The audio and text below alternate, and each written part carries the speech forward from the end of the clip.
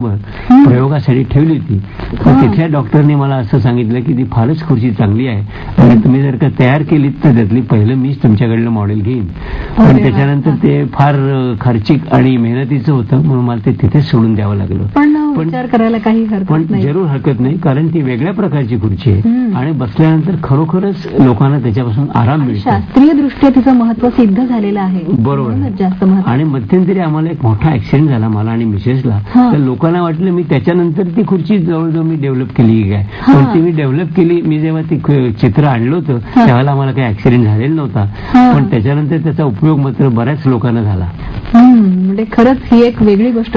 पण डॉक्टर, या व्यतिरिक्तही आपले बरेच छंद आहेत अजून. हो, म्हणजे नाणी जमवणं. बरोबर आहे. मी नाणी जमवतो, मी स्टॅम्प्स कलेक्ट करतो, फोटोग्राफी पण माझी एक हॉबी आहे. पण स्टॅम्प्स कलेक्ट करताना मी एक लक्षात घेतो की मी शक्यतो विकत घेत नाही, तर मी एक्सचेंज करतो किंवा लक्ष ठेवतो कोणाकडे फॉरेनहून कोणाचं पत्र येत आहे त्याच्याकडे जाऊन मागायची किंवा त्याकडे लक्ष ठेवायचं आणि त्याच्याकडे तो स्वतः जमवत असेल तर आपण त्याच्याजवळ एक्सचेंज करायचे. काही वेळा तर असं झालं की मला असं वाटलं की आपण काही स्टॅम्प विकत घ्यावेत म्हणून मी ते विकत घ्यायला गेलो. पण एक वेळ अशी आली की काय काय विकत घ्यायचं, फुलांचे घ्यायचे का तुम्ही बोटीचे घ्यायचे का विमानांचे घ्यायचे का पाखरांचे घ्यायचे का जनावरांचे. तेव्हा मी ठरवलं की हा छंद काही आपल्या आवाक्यातला नाही. मी जर्मनीत असताना बरेच तसे देश फिरलो, इन्क्लुडिंग अमेरिका, कॅनडा वगैरे, ग्रीस वगैरे.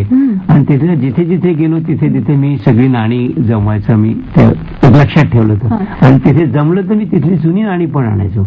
माझ्याकडे काही काही हिटलरच्या वेळच्या नोटा सुद्धा अजून आहेत. अरे वा, हे तर खूप ऐतिहासिक अशा वस्तूंचा ठेवा तुमच्याकडे बराच आहे म्हटलं पाहिजे. पण डॉक्टर, यानंतर आणखी एक आपला छंद शिवणकामाचा. हा अगदी वेगळा असा. हो, शिवणकाम म्हणजे शिवणकाम तसं मी थोडंसं प्लंबिंग म्हणा असं सगळ्याच गोष्टी घरात माझ्याकडे बऱ्याच प्रकारची हत्यारं आहेत. कारण मला कुठली गोष्ट करायची म्हणजे त्यासाठी हत्यारं लागतात. जसं शिवणकामासाठी माझ्याकडे शिवण मशीन आहे. पण मी त्याच्यासाठी नुसते अर्थात ते जाता जाता काय असेल ते करतो. माझ्या मुख्य ज्या काय हॉबीज होत्या त्या मी तुम्हाला सांगितल्या. पण आपण आभ्रे शिवतो किंवा आपण पडदे शिवतो, पण ते कसे शिवावे किंवा आपण आपल्या टाईप रायटरला कव्हर कसं शिवावं हे मी विचार करून शिवतो. आपल्या बॅगेची कव्हर वगैरे तर असतात.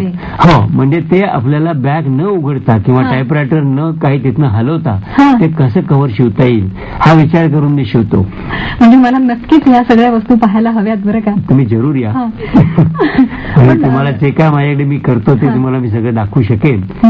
डॉक्टर, पण एक भाग असा असतो, आता ही जी सगळी कामं, हे सगळे छंद, तसे आम्हा मुलींना पण आवडीचे असे छंद.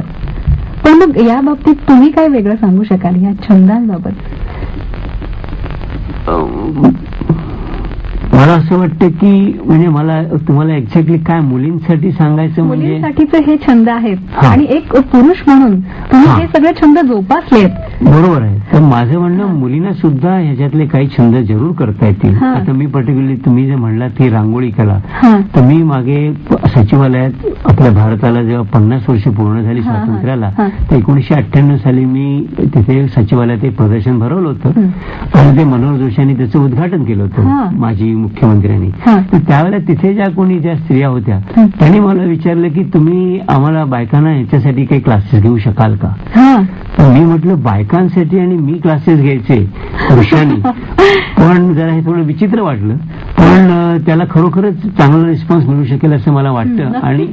आणि जर का असे क्लासेस घेतले गेले तर माझ्या मते कितीतरी बायका त्या अटेंड करतील. कारण जे काही आहे ते त्यांना नाही, कारण काय असतं ह्याच्यात पर्टिक्युलरली, कारण त्यांना ते नेहमी जमेलच असं नसतं. त्यांना शेड कुठल्या करायच्या. माझ्या माहितीच्या कितीतरी अशा बायका आहेत, मुली आहेत की त्यांना येत असते, कला येत असते, पण त्यांना थोडंसं डायरेक्शन हवं असतं, मार्गदर्शन हवं असतं. ते जर का आपण देऊ शकलो तर तुम्ही एखाद्या लहान मच्यातनं मोठा कलाकार निर्माण करू शकता. अगदी निश्चित. तसं पाहायला गेलं तर प्रत्येक व्यक्ती ही कलाकार असते नाही का, पण तिला मार्गदर्शनाची गरज असते. त्याला मोल्ड करायला लागतं. कुठल्याही व्यक्तीला मोल्ड केलं तर त्यातनं लहानाचा मोठा मनुष्य होऊ शकतो, मोठा कलाकार होऊ शकतो. अगदी.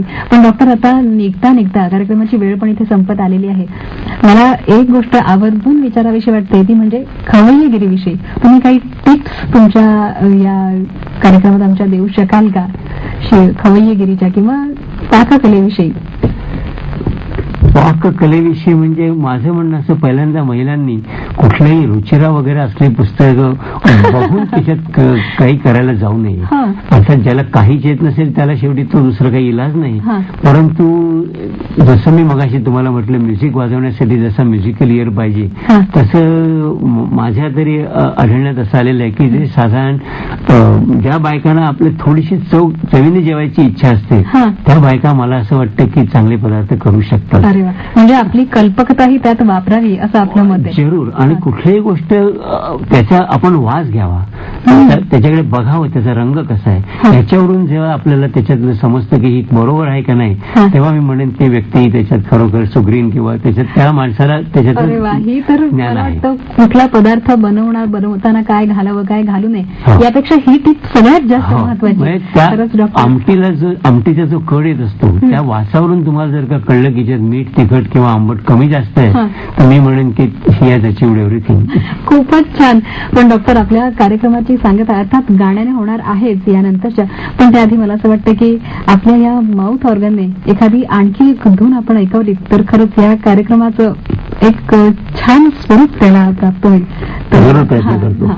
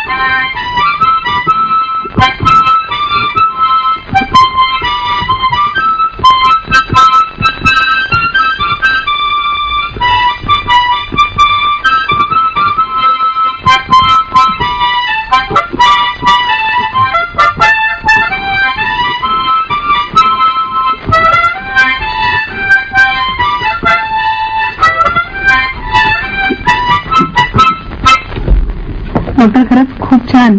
आणि कार्यक्रमाची वेळ संपत आलेली आहे, तेव्हा खरंच आपण आज इथे आलात आणि आपल्या या वेगवेगळ्या कलाविष्कारांबद्दल आम्हाला जी माहिती दिलीत त्याबद्दल आपले खरंच खूप आभार.